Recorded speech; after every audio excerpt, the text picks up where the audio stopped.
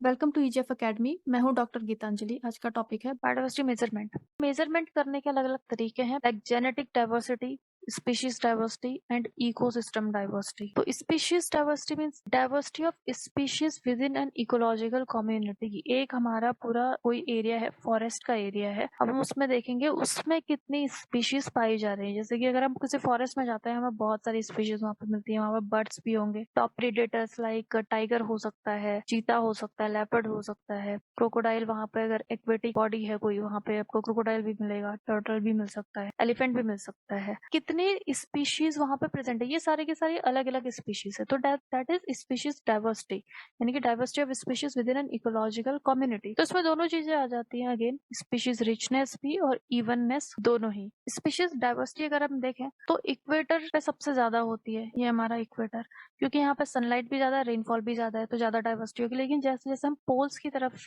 बढ़ते हैं, polar areas में कम स्पीशीज रिचनेस मिलती है, स्पीशीज का नंबर वहां पे कम होते जाता है। देन जेनेटिक डाइवर्सिटी, यानी कि diversity of genes within a species. एक ही स्पीशीज में कितनी डाइवर्सिटी मिल रही है।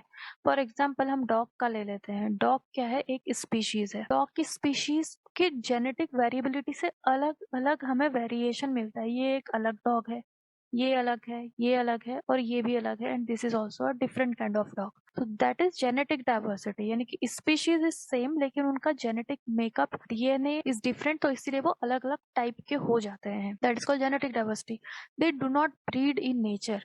अब ये जो डॉग स्पीशीज है, सपोज दिस इज लैब्राडोर, अब ये जो लैब्राडोर है वो दूसरे लैब्राडोर के साथ ही ब्रीडिंग कर सकता है और तभी इनके चिल्ड्रन हो सकते हैं। ये जो लैब्राडोर है ये इस डॉग के साथ में इंटरब्रीड नहीं कर सकता है। तो जो जेनेटिक डाइवर्सिटी जो होती है उसमें जो इंडिविजुअल्स होते हैं वो डू नॉट इंटरब्रीड, इंटरब्रीडिंग उनमें नहीं होती है। इंडिया में अगर हम जेनेटिक डाइवर्सिटी की बात करें तो राइस के हमारे 50,000 जेनेटिकली डिफरेंट स्ट्रेन्स पाए जाते हैं। तो वो राइस में कितनी जेनेटिक डाइवर्सिटी को शो करता है। मैंगो के हमारी 1000 वेराइटीज हैं, तो जितनी भी वेराइटीज है वो शो कर रहा है कि एक ही मैंगो क्या है, एक स्पीशीज है, और इस स्पीशीज में जेनेटिकली डिफरेंट टाइप हो जाता है। तो अलग अलग टाइप के मैंगोज वहां पे प्रोड्यूस होने लगते हैं। जैसे ये है एक रेडिश, इसका जेनेटिक वेरिएबिलिटी की वजह से अलग अलग कलर के हमको रेडिश मिल जाता है, जैसे कि red colour, yellow, purple colour. तो ये सब क्या है, इसकी जेनेटिक डाइवर्सिटी को ये शो कर रहा है। जेनेटिक डाइवर्सिटी इंपॉर्टेंट होती है to adapt to changing environment. जैसे जैसे हम देख रहे हैं कि क्लाइमेट चेंज हो रहा है। अब क्लाइमेट चेंज में क्या होगा कि टेम्परेचर बढ़ रहा है, और कभी ऐसा भी टाइम आता है जबकि अर्थ का टेम्परेचर धीरे धीरे कम होने लगता है, हम आइस एज की तरफ जाने लगते हैं। तो उसमें अगर कोई भी स्पीशीज है, उसके उसमें जेनेटिक वेरिएबिलिटी अलग अलग है, तो वो सर्वाइव कर सकती है।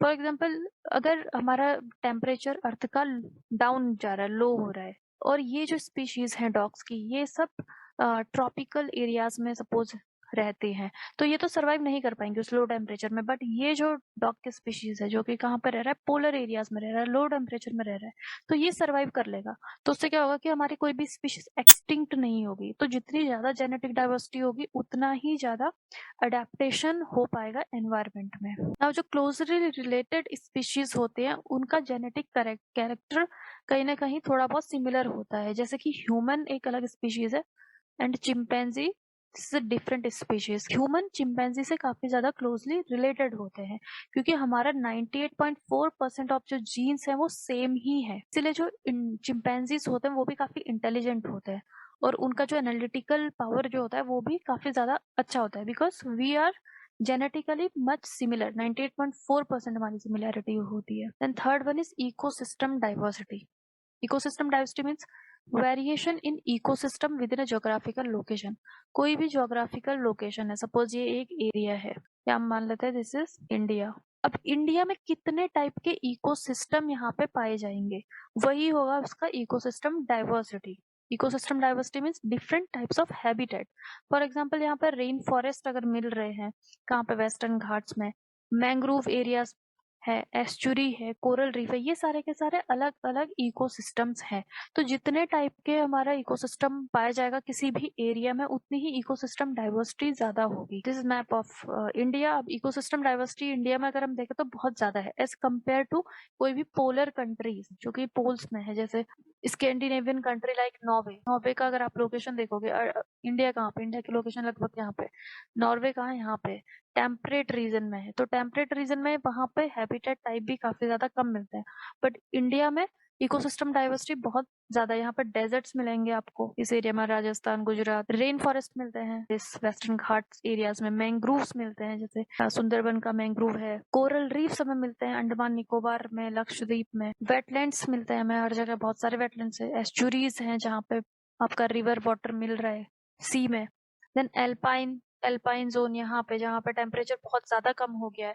तो इतने टाइप का हमारा इकोसिस्टम, अलग अलग इकोसिस्टम मिल रहा है। तो इसलिए इंडिया में इकोसिस्टम डाइवर्सिटी काफी ज्यादा है। बायोडाइवर्सिटी सीरीज को फॉलो करने के लिए आप हमारे चैनल को सब्सक्राइब कर लें। अपनी बेटर प्रिपरेशन के लिए आप हमारे अफोर्डेबल कोर्सेज भी ज्वाइन कर सकते हैं। हमें कॉन्टेक्ट करने के लिए आप दिए गए नंबर्स पर कॉल करें और contact through our website link is given in the description box.